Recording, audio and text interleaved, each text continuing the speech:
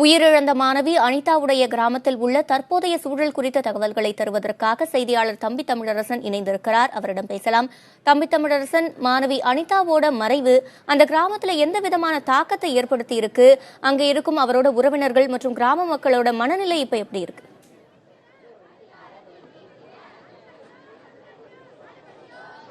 சிவரஞ்சனி, மிகவும் உணர்ச்சிமயமான சோகமயமான சூழலில் நான் நின்று கொண்டிருக்கிறேன். இந்த காட்சிகளை நீங்களே பார்க்கலாம். நமது ஒளிப்பதிவாளர் கணேஷ் காண்பிப்பார். தற்போது உயிரிழந்த மாணவி அனிதாவின் உடலுக்கு பல்வேறு தரப்பினர் அஞ்சலி செலுத்தி வரும் அந்த காட்சிகளை நேரலையில் பார்க்கலாம். கட்சி பேதமின்றி, அமைப்புகள் இயக்கங்கள் பேதமின்றி அனைவரும் காலை முதலே வந்து மாணவி அனிதாவுக்கு தங்கள் வீட்டு பிள்ளை என நினைத்து அஞ்சலி செலுத்தி வரும் அந்த காட்சிகளை நாம் காலையிலிருந்தே பார்த்து கொண்டிருக்கிறோம். மிகவும் உணர்ச்சிகரமாக இங்கு இருக்கக்கூடிய மக்கள் காணப்படுகின்றனர். அங்கு இருக்கக்கூடிய தாய்மார்கள் காலையிலிருந்தே உணவு கூட அருந்தாமல் மாணவி அனிதாவை நினைத்து தங்களுடைய சோகத்தை வெளிப்படுத்திக் கொண்டிருக்கின்றனர். தொடர்ந்து அவருக்கு கண்ணீர் அஞ்சலி செலுத்தி வரும் காட்சிகளையும் நம்மால் பார்க்க முடிகிறது. கல்லூரி மாணவர்கள், பள்ளி மாணவிகள் என அனைத்து தரப்பினரும் இந்த இடத்திற்கு வந்து தங்களுடைய அஞ்சலியை பதிவு செய்து வருகின்றனர். மேலும் அவருடைய தோழிகளும் உறவினர்களும் அவருடனான நினைவுகளையும் நம்மிடையே பகிர்ந்து கொண்டிருக்கின்றனர். மேலும் இந்த இடத்தில் காலையிலிருந்து அரசியல் கட்சி தலைவர்கள் தொல் திருமாவளவன், கி வீரமணி, முத்தரசன், சிபிஎம் கட்சியின் பாலகிருஷ்ணன் உள்ளிட்ட அனைத்து முன்னணி கட்சி தலைவர்களும் இங்கு வந்து அஞ்சலி செலுத்த இருக்கின்றனர். இன்று இரவுக்குள் திமுக செயல் தலைவர் மு க ஸ்டாலின் அஞ்சலி செலுத்த வருகிறார் என்றும் தொல் திருமாவளவன் செய்தியாளர்களிடையே தெரிவித்தார். தொடர்ந்து பல்வேறு இயக்கங்கள், அமைப்புகள் என அனைவரும் மாணவி அனிதாவுக்கு தங்களுடைய அஞ்சலியை செலுத்தி வரும் காட்சிகளை பார்க்க முடிகிறது. சென்னையிலிருந்து நாம் புறப்பட்டு வந்த நேரத்திலேயே வழி நெடுகிலும் ஆங்காங்கே மாணவி அனிதாவுக்கு அஞ்சலி செலுத்தும் வண்ணம் ஏராளமானோர் தங்களுடைய போராட்டத்தின் வாயிலாகவும் சுவரட்டுகள் வாயிலாகவும் தங்களுடைய வேதனையை வெளிப்படுத்தி இருந்தனர். இந்த ஊருக்குள் நாம் நுழையும் போதும் மயான அமைதியே காணப்பட்டது. குடும்பூரில் கூடியிருக்கக்கூடிய மக்கள் இந்த ஊர் மக்கள் மட்டுமல்ல, ஒட்டுமொத்த தமிழகத்தில் இருந்தும் இந்த மக்கள் கூடியிருக்கின்றனர். மேலும் அவருடைய உறவினர்களும் நண்பர்களும் பள்ளி தோழிகளும் அவருடனான நினைவலைகளை நம்முடன் பகிர்ந்து கொள்வதற்காக இருவர் நம்முடைய இருக்கின்றனர். வணக்கம், உங்க பேர் என்ன? அனிதா பொதுவா எப்படிப்பட்டவங்க? என் பேர் செந்தமிழ் செல்வி. அனிதாவோட 10th வரை படித்தேன். 2nd ஸ்டாண்டர்ட் படிக்கும் போதே அவங்க அம்மா இறந்ததுனால அப்பையிலேருந்தே எங்கள் அம்மாவை காப்பாற்ற முடியல. நான் அந்தமாரி எங்கள் அம்மாவை செத்த மாதிரியே மித்த யாரும் சாகக்கூடாது, அதனால் சேவை செய்வேன். மெடிக்கல் லைனில் போய் எம்பிபிஎஸ், அதாவது டாக்டர் ஆகி நான் அந்த கிராம மக்களுக்கும் சரி எல்லாத்துக்குமே நான் சேவை செய்யணும்னு ஆசைப்பட்றேன் அப்படின்னு சொன்னாங்க. அவங்க வந்து 10th ஒரு தாட்டி அவங்க அப்பா பைக்கில் போகும்போது கீழே விழுந்துட்டாங்க. அதனால் கை கொஞ்சம் ஃப்ராக்சர் ஆகிடுச்சு. அப்போ என்னால் படிக்க ஒரு நாள் தான், ஒரு நாள் கூட ரெஸ்ட் எடுக்கலை. என்னால் படிக்க முடியும், என்னால் மார்க் எடுக்க முடியும் அப்படின்னு நினச்சவ லாஸ்ட்டில் நான் இந்த ஃபர்ஸ்ட் மார்க்லாம் எடுக்க மாட்டேன் அப்படின்னு சொல்லிட்டு 476 மார்க் மட்டுமே எடுத்துகிட்டு வெளியூருக்கு போனாங்க. ராஜவிக்னேஷ் ஸ்கூலில் படித்தாங்க. அப்போ அவங்க அப்பா கூலி தொழிலாளியாக இருந்தாங்க.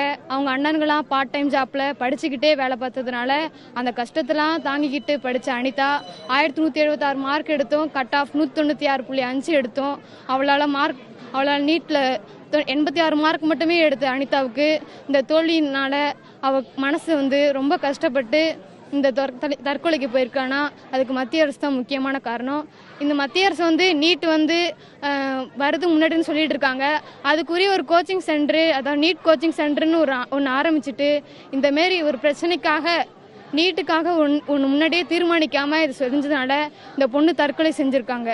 அதாவது என் ஃப்ரெண்டு, எங்கள் எல்லாரோட ஃப்ரெண்டு. ஆனாலும் அதனால் என் ஃப்ரெண்டுக்கு நடந்த மாரி மித்த யாருக்குமே நடக்கக்கூடாதுன்னு ஆசைப்பட்றேன். அதனால் நான் தயவு செய்து மத்திய அரசையும் மாநில அரசையும் கேட்டுக்கிறேன், நீட் தேர்வு வேணான்னு ரத்து செய்யணும் அப்படின்னு சொல்லிட்டு. கண்டிப்பாக உங்கள் வருத்தத்தை என்னால் புரிஞ்சுக்க முடியுது. அம்மா, இப்போ அனிதா இல்லை, உங்களுடைய பள்ளி பருவ தோழி, நீங்கள் எவ்வளோ மிஸ் பண்ணுறீங்க, என்ன நினைக்கிறீங்க? நான் ரொம்ப மிஸ் பண்ணுறேன் சார். ஏன்னா ரொம்ப என்ஜாய் பண்ணியிருக்கோம். அனிதாங்கிறதுனா இப்படித்தான் அப்படின்னு சொல்லி எல்லார்ட்டையும் ஃப்ரெண்டாக பழகுவா. ஒருத்தவங்க கஷ்டப்பட்டாங்கன்னா அதை பார்த்து சிரிக்க மாட்டான், அவங்க கஷ்டத்தில் கலந்துக்கணும். எல்லாருமே இப்படி தான், எல்லாருமே நம்ம ஃப்ரெண்டு தான், எல்லாருமே சந்தோஷமாக இருக்கணும் அப்படின்னு நினைக்கிறவ சார். இப்போ வரைக்கும் சரி.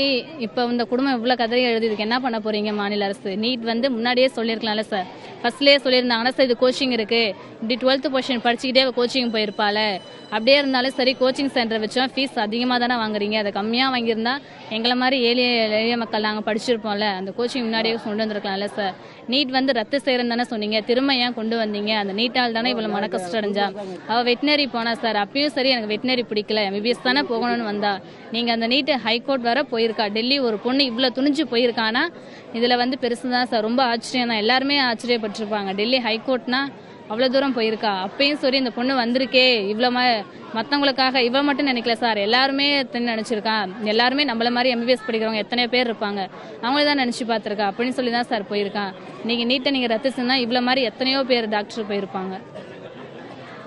தன்னுடைய தாயின் மறைவை அடுத்து எந்த ஒரு தாயும் எந்த ஒரு உயிரும் இழக்கக்கூடாது, அதற்காக மருத்துவராகி நான் அந்த உயிரை காப்பாற்றக்கூடிய அந்த சேவையை செய்வேன் என்று மன உறுதியோடு இருந்த மாணவி அனிதா தற்போது இந்த முடிவை தேடி இருக்கிறார் என்பது நம்மால் கண்டிப்பாக ஏற்றுக்கொள்ள முடியவில்லை. இருப்பினும் இன்னும் லட்சக்கணக்கான அனிதாக்கள், ஆயிரக்கணக்கான அனிதாக்கள் இந்த சமூகத்தில் உருவாகக்கூடாது என்பதுதான் இங்கு வரக்கூடிய அனைத்து கட்சியினரின், அமைப்பினரின், இந்த ஊர் மக்களின் கருத்தாகவும் இருக்கிறது. சிவரஞ்சனி, அனிதாவோட குடும்பத்தினர், உறவினர்கள் மட்டும் இல்லாம மற்ற ஊர்கள்ல இருந்தும் பொதுமக்கள் தானாக முன்வந்து அங்கு அஞ்சலி செலுத்துற அந்த உணர்வு பூர்வமான களத்தை நம்மால பார்க்க முடியுது. தம்பி தமிழரசன், தற்போது இறுதி சடங்குகள் எப்போ நடைபெறும்ன்ற விவரங்கள் கிடைச்சிருக்கா?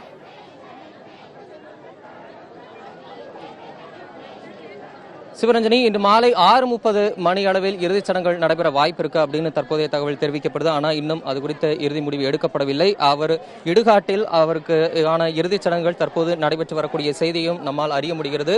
ஒட்டுமொத்தமாக இங்கு இருக்கக்கூடிய அரியலூர் மாவட்டத்தில் 6000 கடைகள், வணிக நிறுவனங்கள் மூடப்பட்டிருக்கின்றன.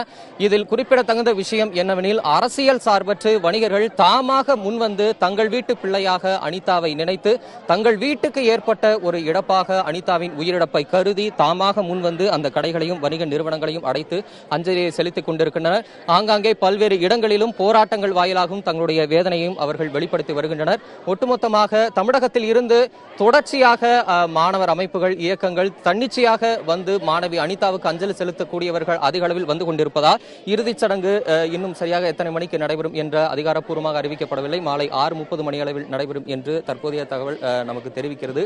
இருப்பினும் உறவினர்களும் நண்பர்களும் அவருக்கு உறவினர் அல்லாதவர்களும் இங்கு வந்து கண்ணீர் அஞ்சலி செலுத்தக்கூடிய காட்சிகளை நம்மால் ஒரு உணர்ச்சி மயமாகவும் சோகமயமாகவும் மட்டும்தான் பார்க்க முடிகிறது. சிவரஞ்சனி, அனிதாவுக்கு அஞ்சலி செலுத்த பொதுமக்களும் அரசியல் கட்சி தலைவர்களும் அங்கு குழுமி இருக்காங்க. தற்போது பாதுகாப்பு ஏற்பாடுகள் எந்த அளவில் இருக்கு?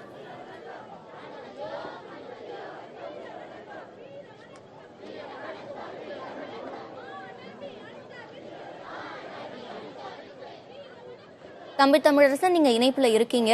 தற்போது பாதுகாப்பு ஏற்பாடுகள் அங்க எப்படி இருக்கு?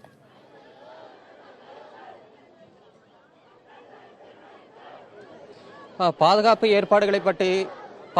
ஏற்பாடுகளை பற்றி குறிப்பிடும்போது இங்கு அரியலூர் மாவட்டத்தின் உள் நுழையும் போதே காவல்துறையினர் பல்வேறு கட்டுப்பாடுகளை விதித்திருக்கின்றனர். இங்கு எந்த ஒரு சட்டம் ஒழுங்கு பிரச்சனையும் ஏற்பட்டு விடக்கூடாது என்பதில் காவல்துறையினர் மிகவும் மும்முரமாக இருக்கின்றனர்.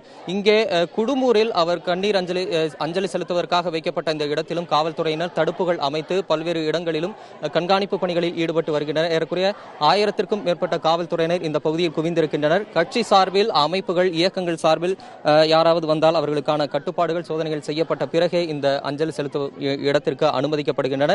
இதுவரையிலும் எந்த ஒரு அசம்பாவிதங்களும் இங்கு நடைபெறவில்லை. சட்டம் ஒழுங்கை பேணி காப்பதற்காக இங்கு காவல்துறையினர் கூடுதல் அளவில் குவிக்கப்பட்டிருக்கின்றனர். அரசியல் கட்சிகள் இன்னும் பலர் வந்து மாணவி அனிதாவுக்கு அஞ்சலி செலுத்த வாய்ப்பு இருப்பதால் காவல்துறையினர் இங்கு அதிக அளவில் குவிக்கப்பட்டு கண்காணித்து வருகின்றனர். சிவரஞ்சனி.